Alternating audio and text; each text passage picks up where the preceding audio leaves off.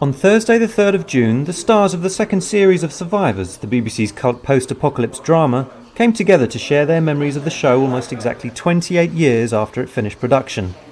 First up, Dennis Lill, who played Charles Vaughan, joined director Pennant Roberts to record a commentary track for the acclaimed episode Lights of London Part 2 in the company of Survivors expert Rich Cross. This was followed by the arrival of Lorna Lewis, who played Pet, and Heather Wright, who played Melanie.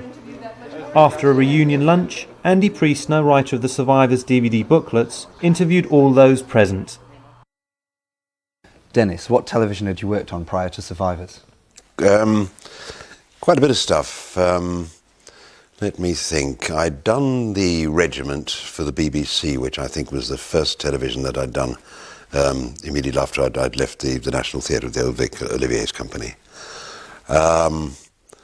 I'd worked on episodes of The Main Chance, which was a series that John Strider did for Yorkshire Television, and other odd bits and pieces all over the place, really. I'd done all sorts of stuff. I'd worked more for the BBC than I had for ITV, and one did in those days. ITV employed us very rarely, but they paid us about 4 times the amount of money the BBC paid us, but the BBC made up for that in frequency of work rather than in remuneration, as it were. So I'd done quite a bit of stuff before I did Survivors.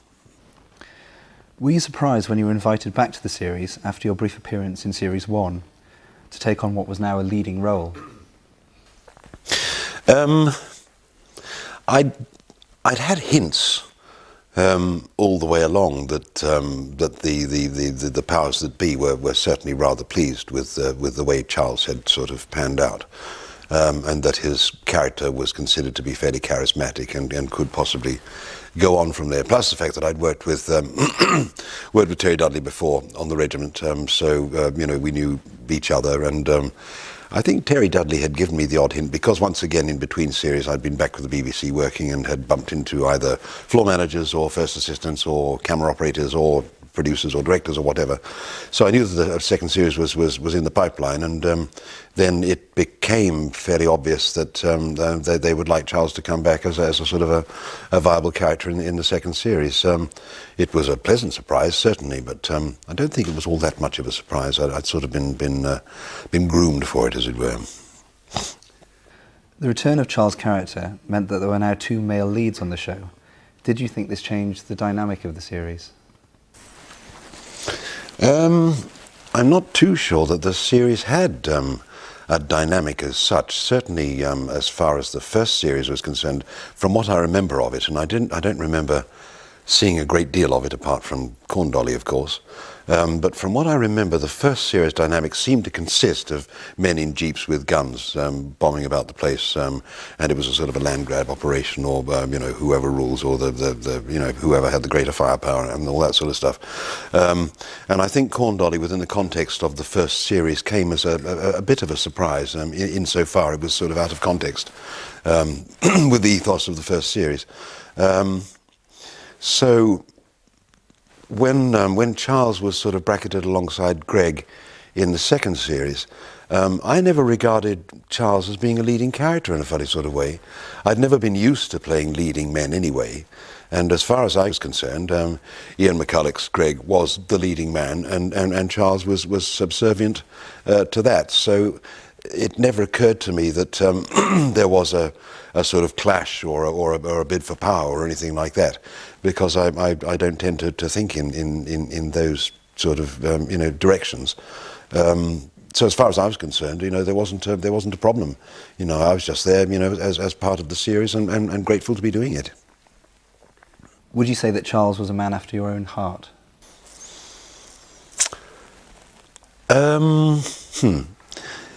Yes, I suppose we do have certain things in common.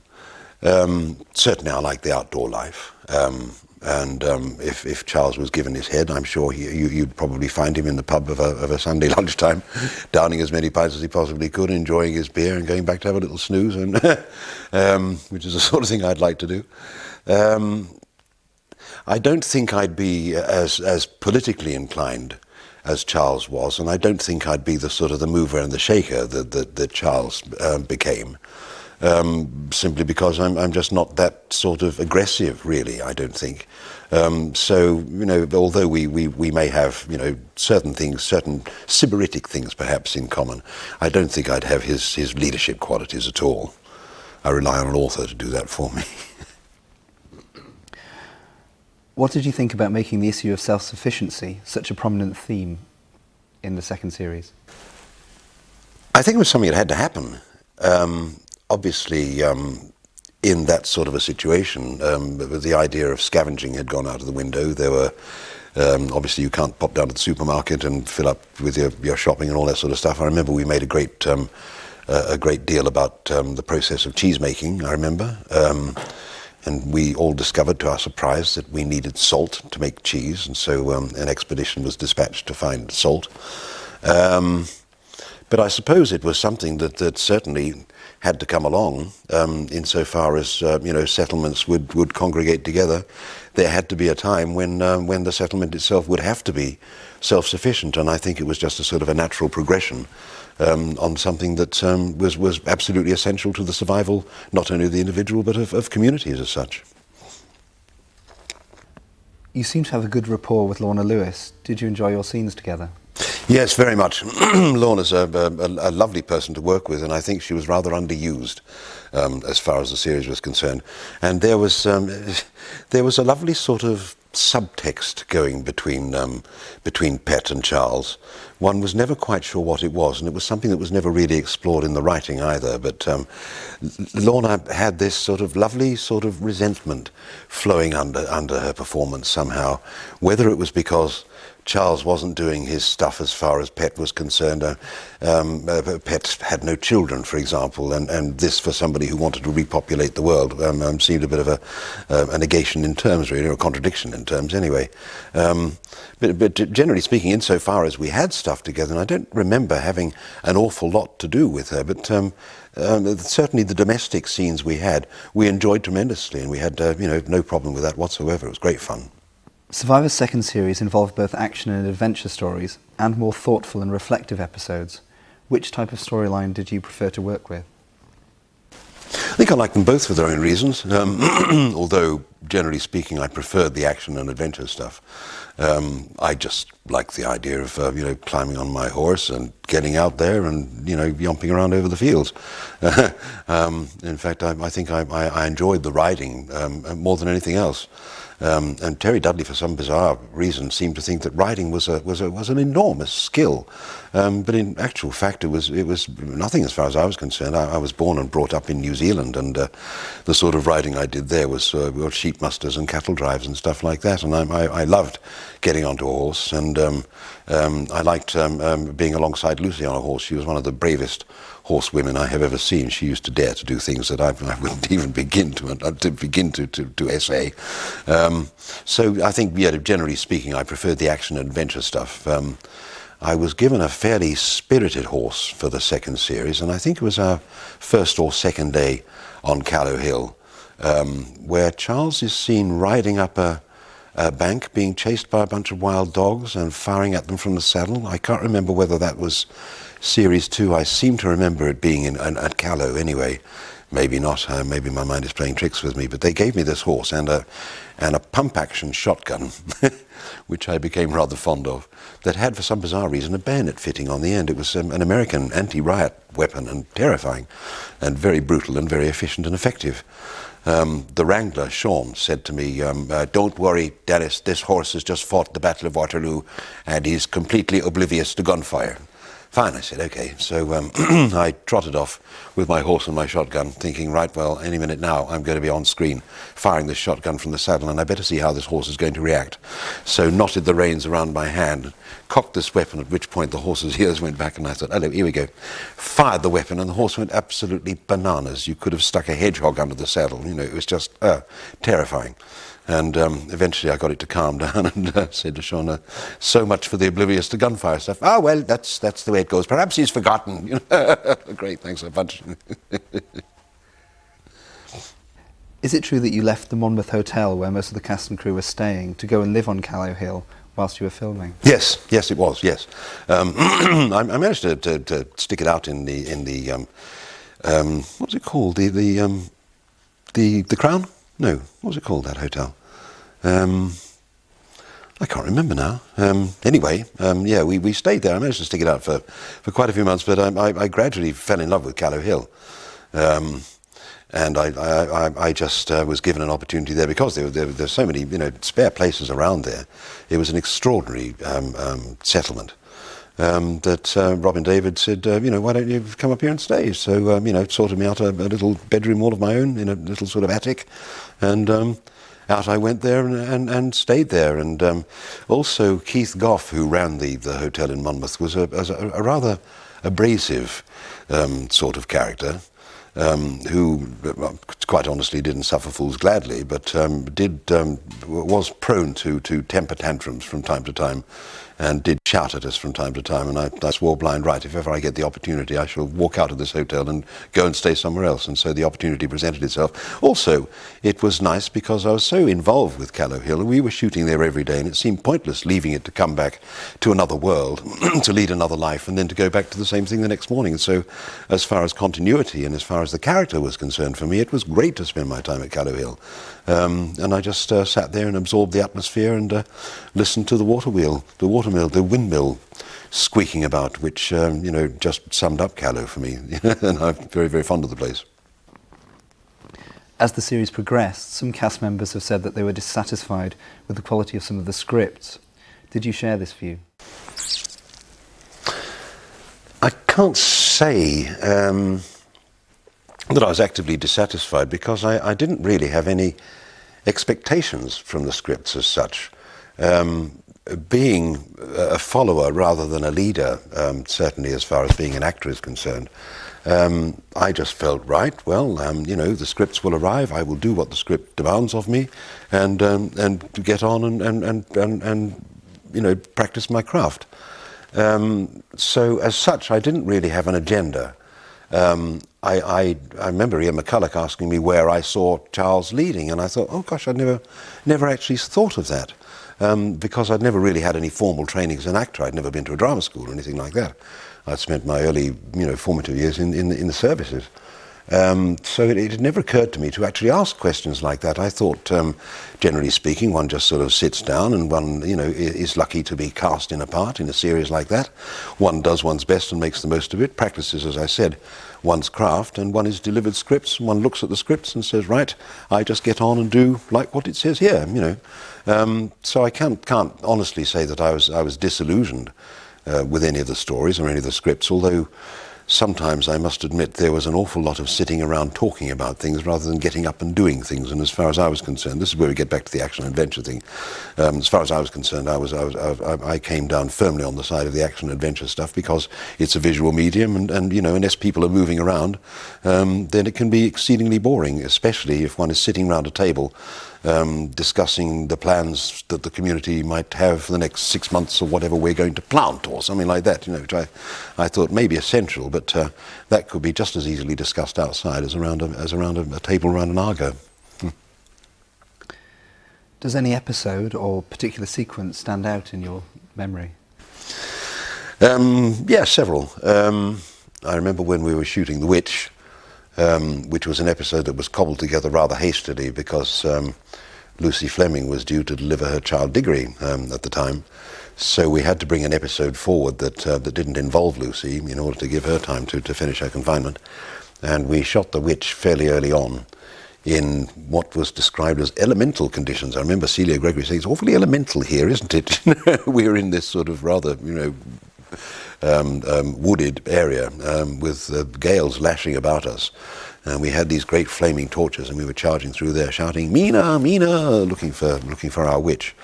And a rather confused old chap who was part of the community at Callow Hill suddenly wandered into the middle of shot, demanding to know what was going on, and was rather upset by all these strangers. So he was given money and sort of pointed back in the direction of his caravan. That one stands out in my mind. There was another one when we got an old mill working in a town called Skenfrith, which had an old 18th century water mill there, largely constructed of wood. And I remember getting that going again and watching the cogs start to turn, and the place was full of flour dust and stuff like that, and I actually had them put more flour dust down so they could go, yes, it's working, bang, and I could bang my hands down. This great cloud of 18th century dust would arise. Jolly good pub in that town as well. We did tend to gravitate towards the good eating places and the good drinking places, like the Walnut Tree in Abergavenny. And like several good places, several good watering holes around the place, because there wasn't a lot else to do really of an evening. Certainly not in Monmouth. But those two things stand out.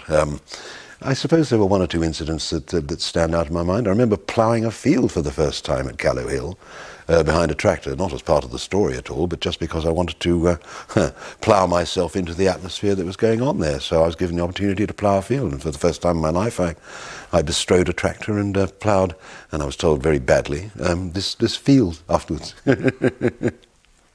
What do you think about Charles' strong views on the need for procreation? What do I think?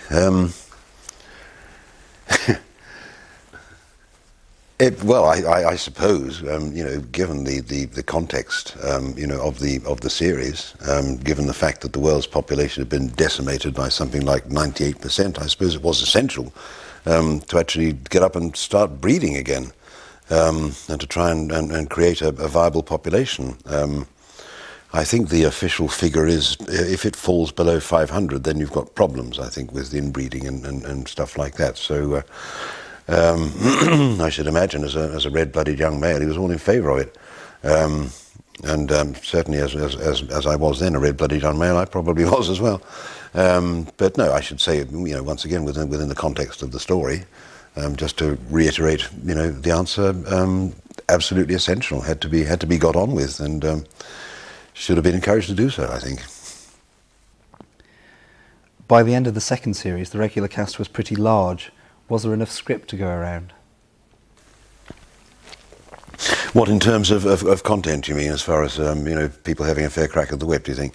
No, I don't think there was. Probably, yes, because we had by then inherited quite a few newcomers and incomers, hadn't we? And there were lots of people there, lots of individuals, lots of possible storylines. And it's a great shame, actually, that in Series 3 we didn't go on to explore some of that. And so possibly it meant that the newcomers weren't particularly well served by the writing. And I seem to remember having some fairly good speeches. I remember having one big long speech actually outside at a big celebration dinner party type thing when I actually named. Practically everybody was there, including Cherry David's children, Yara, I remember mentioning. But no, I don't think particularly that the scripts served such a large number of newcomers particularly well. And I don't think, as I say, that their storylines were either developed or explored particularly well, which I suppose means that the storyline sort of devolved back on us regular characters, although I can't quite remember whether we were served particularly well either, so perhaps the whole thing became rather watered down and a bit anemic. I'm not too sure, to be honest. Did you think that the arrival of the hot air balloon and the revelations about Norway provided a strong conclusion to the series?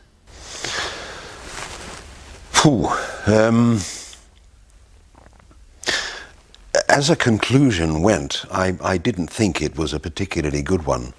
It seemed to be a bit of a cop-out, to be honest. I would far rather have kept the storyline within the confines of what we had and what we had established and what we knew. And it seemed to be a bit of a cop-out to suddenly introduce a balloon and to take our characters, or some of our characters, away up into the blue, as it were. Because that introduced an entirely new element that one is surprised wasn't there in the first place. Having said that, I mean, it was quite an adventure to have a balloon turn up and to watch the process and the mechanics of actually getting one of those things airborne in a clumsy sort of way as possible. But no, to be honest, I don't think it was a particularly good idea. It seemed to be, it just seemed to be a cop-out to me, I must say. How does the role of Charles stand alongside the many other parts you've played during your career? Gosh. Charles was a one-off and rather extraordinary opportunity, I think. A lot of the other roles I've played in my career have been historical roles. So to a certain extent, you know, the characters have been predictable, and so to a certain extent one has known where they're headed and what they're doing and stuff like that. You know, their histories and have been, you know, fairly well documented. And one very, very seldom gets the opportunity to perform a character like Charles, in which one is given as an actor the opportunity to take it wherever it wants to go. Although, having said that, one is rather constricted and restricted by the contents of the scripts. But in terms of the parts I've played, either on stage, in movies or in television, Charles has always stood out as a one-off, not necessarily because of the character or the opportunities that the character afforded, but just because of the crack. It was fun. And I enjoyed the company, and I enjoyed the locations, and for that reason I'm very, very fond of Charles. What's your overriding memory of the second series of Survivors? Callow Hill. It was an extraordinary place and an extraordinary settlement, and I believe rather a special place as well. I think it had its own peculiar vibes about it, a bit like Glastonbury Tor, say. And it certainly had a sort of a spiritual quality about it as well. And in fact, we were told that the name came from Gallow Hill. Whether that was because people were strung up there or what, I really don't know. If so, it was an awfully long walk from Monmouth just to get topped. So Callow Hill, it will always remain to me. And for years afterwards, I went back just to visit the place and to, in a funny sort of way, to sort of lay the ghost of Callow Hill, because we spent 6 fairly intensive months there. And as I said earlier, you know, I left my hotel in Monmouth, which I think was called the Crown, to go and live there. And so, you know, absorbed it even more, and to a certain extent it changed my life. But that's my overriding memory of Series 2, apart from the content and the quality of the stuff we did, of course. But the location itself was just magic, sheer magic. Dennis Lill, thank you. You're welcome.